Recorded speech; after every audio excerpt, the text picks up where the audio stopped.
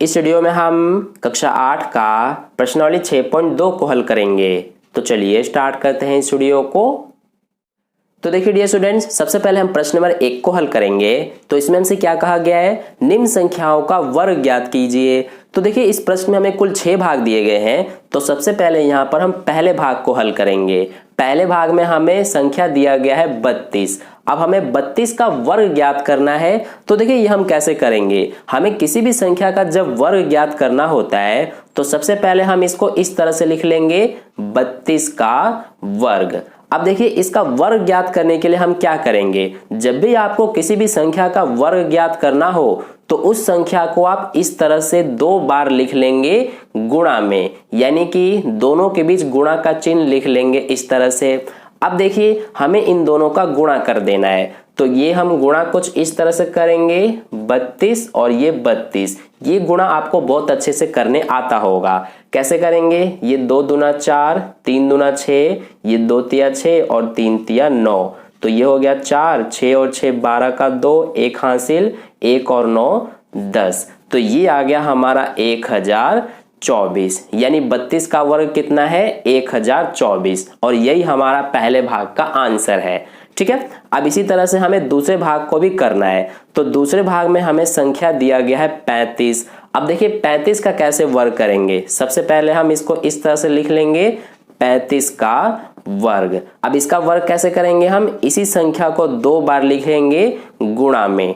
ठीक है, अब इसको भी आप इसी तरह से करना जैसे यहाँ पर हमने ये किया है। ये गुणा आपको करके दिखाना है प्रॉपर एग्जाम में, ताकि आपको फुल मार्क्स मिल सके। ठीक है, तो यहाँ पर अब हमें इसको 35 गुणा 35 ऐसे करना है। तो देखिए जब आप इसका गुणा करेंगे तो आपका आंसर आएगा 1225। मैं यहाँ पर करके नहीं दिखा रहा, ये आपको बहुत अच्छे से गुणा करने आता है। ठीक है, तो ये हो गया हमारा दूसरे भाग का आंसर।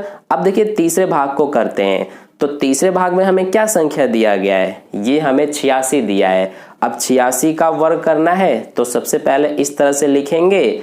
अब देखिए 86 का वर्ग का मतलब क्या है कि 86 हमारा इस तरह से 2 बार लिखा जाएगा। अब देखिए इसका भी आप इसी तरह से गुणा करेंगे। तो जब आप इन दोनों का गुणा करेंगे तो आपका आंसर आएगा 7396। ठीक है, तो ये हमारा तीसरे भाग का आंसर है, यानी कि 86 का वर्ग ये है। तो ये हो गया हमारा। अब देखिए चौथे भाग को यहाँ पर करेंगे। तो चौथे भाग में हमें क्या संख्या दिया है, ये हमें 93 दिया गया है। तो देखिए 93 का वर्ग करना है तो इसको हम सबसे पहले इस तरह से लिखेंगे। अब देखिए 93 का वर्ग का मतलब क्या है, 93 गुणा 93। तो जब आप इन दोनों का गुणा करेंगे इसी तरह से तो आपका आंसर आएगा 8649। ठीक है, तो ये हो गया हमारा चौथे भाग का आंसर। अब देखिए पांचवें भाग को करेंगे। तो पांचवें भाग में हमें 71 दिया गया है। तो 71 का वर्ग करना है तो सबसे पहले इस तरह से लिखेंगे। अब ये हो जाएगा 71 गुणा 71। तो दोनों का जब आप गुणा करेंगे तो आपका आंसर आएगा 5041। ठीक है, अब इसके बाद लास्ट वाले को भी कर लेते हैं। तो इसमें हमें संख्या दिया गया है 46। तो ये हो जाएगा 46 का वर्ग, यानी 46 गुणा 46। तो जब आप इन दोनों का गुणा करेंगे तो आपका आंसर आएगा 2116। ठीक है, तो ये हो गया हमारा प्रश्न नंबर 1 का सॉल्यूशन कंप्लीट। आई होप आपको बहुत अच्छे से समझ में आ गया है। अब चलिए हम प्रश्न नंबर 2 को हल करते हैं। अगर आपने इसको नोट नहीं किया है तो वीडियो को पॉज करके नोट कर लीजिए। तो चलिए अब हम प्रश्न नंबर 2 को हल करते हैं। तो देखिए डियर स्टूडेंट्स, प्रश्न नंबर 2 में हमसे क्या कहा गया है, पाइथागोरस त्रिक लिखिए जिसका एक सदस्य है। तो देखिए इस प्रश्न में हमें कुल 4 भाग दिए गए हैं। तो सबसे पहले हम पहले भाग को हल करेंगे। तो इसमें हमें 6 दिया है। अब देखिए सबसे पहले हम समझ लेते हैं कि पाइथागोरस त्रिक क्या होता है। तो आपने पाइथागोरस नाम पहले जरूर सुना होगा। ये हमारा एक प्रमेय होता है जिसे हम पाइथागोरस प्रमेय कहते हैं। जैसे देखिए यहाँ पर ये हमारे पास एक त्रिभुज है और ये एक समकोण त्रिभुज है जिसमें ये वाला कोण हमारा 90 डिग्री का होता है।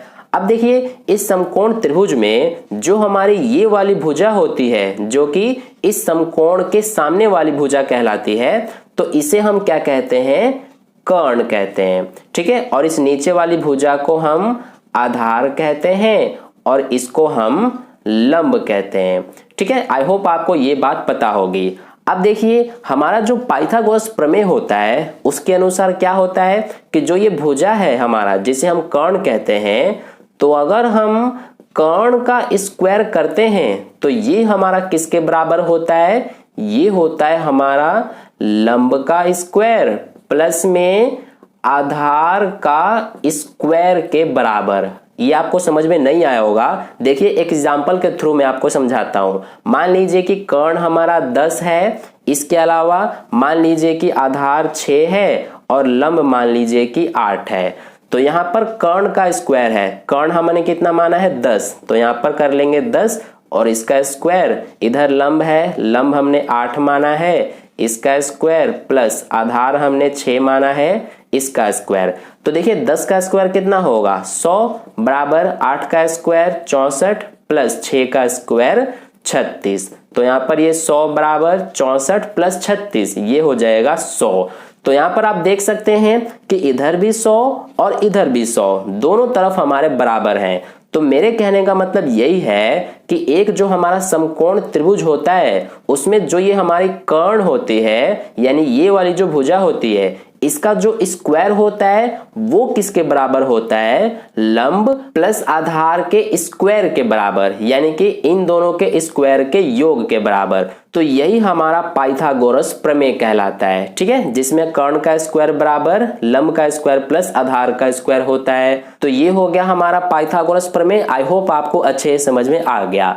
अब देखिए इसी से हमारा पाइथागोरस त्रिक बना है। तो पाइथागोरस त्रिक में हमारा क्या होता है कि इसमें 3 सदस्य होते हैं, यानी कि 3 संख्याएं होती हैं। पहला होता है 2m, दूसरा होता है हमारा m स्क्वायर माइनस 1 और तीसरा होता है m स्क्वायर प्लस 1। ये हमारे 3 सदस्य होते हैं। तो देखिए यहाँ पर हमें 4 जो भाग दिए गए हैं उन सभी भागों में हमें एक एक संख्याएं दी गई हैं, यानी कि एक एक सदस्य हमें दिए गए हैं। जैसे पहले भाग में हमें 6 दिया है तो ये हमें एक सदस्य दिया है। तो हम क्या करेंगे कि इस 6 को इस 2m के बराबर मान लेंगे, क्योंकि पहला सदस्य हमारा 2m ही होता है। तो ये हमें दिया गया है पहला सदस्य 6, तो इसीलिए इसके बराबर में हमारा ये 6 होगा। तो यहाँ पर हम लिखेंगे कैसे, इस तरह से लिखेंगे कि माना हम क्या मानेंगे कि 2m बराबर 6 है। तो यहां से अब हम m का मान निकालेंगे तो ये 6, ये 2 इधर आके क्या हो जाएगा भाग में, तो ये हमारा कटेगा 2 तिया 6। तो m का मान देखिए क्या आ गया 3, ठीक है। तो ये हमने अब m का मान निकाल लिया, तो ये हमारा हो गया। अब देखिए हम क्या करेंगे कि यहाँ पर इसमें और इसमें जो m का मान है वो रख देंगे। तो ये हमारा है m स्क्वायर माइनस 1 और इधर है m स्क्वायर प्लस 1।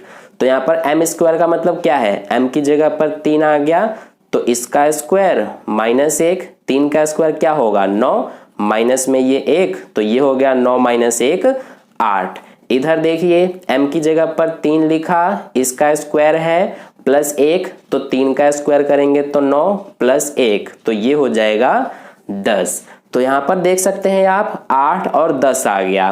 तो ये हमारे 2 सदस्य हो गए 8 और 10, और एक हमें क्वेश्चन में ही दिया गया था, ये देखिए 6। तो तीनों हमारे सदस्य पता चल गए। पहला है 6 जो कि हमें क्वेश्चन में ही दे रखा है, दूसरा हमने ये निकाला 8 और तीसरा हमने ये 10 निकाला। तो यही हमारे तीनों पाइथागोरस त्रिक हैं, ठीक है, और यही हमारा आंसर है। तो ये हो गया पहले भाग का सॉल्यूशन कंप्लीट। इसी तरह से आपको बाकी के भागों को भी हल करना है। तो देखिए मैं आपको यहाँ पर दूसरा भाग हल करके दिखाता हूं। अब दूसरे भाग में हमें 14 दिया गया है, यानी कि एक सदस्य हमें दिया गया है, बाकी के 2 और सदस्यों को हमें पता करना है, ठीक है। तो देखिए वो हम कैसे करेंगे, इसमें भी हम वैसे ही करेंगे जैसा हमने पहले भाग में किया। सबसे पहले लिखेंगे कि माना, क्या मानेंगे हम कि 2m बराबर 14 मानेंगे।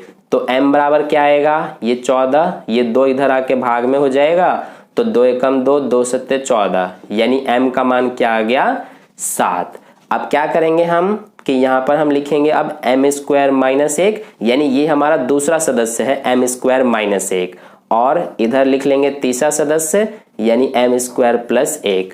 तो अब इसमें m का मान रखेंगे, m का मान है 7, यानी कि 7 का स्क्वायर माइनस 1, तो 7 का स्क्वायर 49 हो गया माइनस 1, तो ये हो जाएगा हमारा 48। अब इधर भी m की जगह पर 7 लिखेंगे, इसका स्क्वायर प्लस 1, तो 7 का स्क्वायर 49 प्लस 1, ये हो जाएगा 50। तो यहां से आप देख सकते हैं ये दो सदस्य हमने पता कर लिया और एक सदस्य हमें क्वेश्चन में ही दे रखा है। तो ये हमारे तीनों सदस्य कौन कौन से हैं? 14, 48 और 50। तो यही हमारा पाइथागोरस त्रिक है। ठीक है, यानी दूसरे भाग का आंसर ये है। अब चलिए हम तीसरे और चौथे भाग को हल करते हैं। तो देखिए डियर स्टूडेंट्स, तीसरे भाग में हमें ये 16 दिया गया है जो कि एक सदस्य है, तो बाकी के दो सदस्यों को हमें पता करना है। तो सबसे पहले यहाँ पर हम लिखते हैं कि माना, और फिर हम 2m बराबर ये 16 मानेंगे। तो m बराबर क्या आएगा? ये 16, 2 इधर आके भाग हो जाएगा, तो 2 एकम 2, 2 अट्ठे 16, यानी m का मान हमारा 8 आ गया। अब हम क्या करेंगे? दूसरा सदस्य हमारा क्या होता है? m स्क्वायर माइनस 1, और तीसरा होता है m स्क्वायर प्लस 1। ठीक है, तो अब देखिए इसमें हम m का मान रखेंगे, तो m का मान 8 है, इसका स्क्वायर माइनस 1, 8 का स्क्वायर होता है 64 माइनस 1, तो ये हो जाएगा 63। इसमें भी m का मान रखेंगे, तो ये हो जाएगा 8, इसका स्क्वायर प्लस 1, तो 8 का स्क्वायर 64 प्लस 1, तो ये हो जाएगा 65। तो यहाँ पर हमने ये जो बाकी के दो सदस्य हैं ये हमने पता कर लिया। तो यहाँ पर हमारा पाइथागोरस त्रिक क्या होगा? पहला है 16, दूसरा है 63 और तीसरा 65। तो यही हमारा पाइथागोरस त्रिक है। ठीक है, अब इसके बाद यहाँ पर हम चौथे भाग को कर लेते हैं। तो चौथे भाग में हमें दिया गया है 18। तो इसको भी हम क्या करेंगे कि सबसे पहले हम इसको 2m के बराबर में मान लेंगे। तो यहां से हमारा m बराबर क्या आएगा? 18/2, यानी 2 एकम 2, 2 नवा 18, तो m का मान 9 आ गया। अब यहां से हम लिखेंगे सबसे पहले m स्क्वायर माइनस 1 और इधर m स्क्वायर प्लस 1, तो m का मान है 9, यानी 9 का स्क्वायर माइनस 1, तो 9 का स्क्वायर 81 माइनस 1, तो ये हो जाएगा 80। इधर भी m की जगह पर 9 लिखेंगे, इसका स्क्वायर प्लस 1, तो 9 का स्क्वायर 81 प्लस 1, तो ये हो जाएगा 82। तो यहाँ पर हमारे ये पाइथागोरस त्रिक पता चल गया। पहला है 18, दूसरा है 80 और तीसरा 82। तो ये हमारा पाइथागोरस त्रिक है। ठीक है, तो इस तरह से हमारा प्रश्नावली 6.2 के सभी प्रश्न कंप्लीट हो गए। आई होप आपको अच्छे से समझ में आ गया है। अगर आपको वीडियो अच्छा लगा है तो लाइक कर देना, अपने दोस्तों के साथ शेयर कर देना, और पहले हुआ वीडियो को देख रहे हैं तो चैनल को सब्सक्राइब करके बगल में जो बेल आइकन आता है उस पर ऑल वाले पे क्लिक कर लेना, ताकि नेक्स्ट वीडियो जैसी अपलोड की जाए उसका नोटिफिकेशन सबसे पहले आपको मिल जाए। मिलते हैं फिर अगले वीडियो में। धन्यवाद।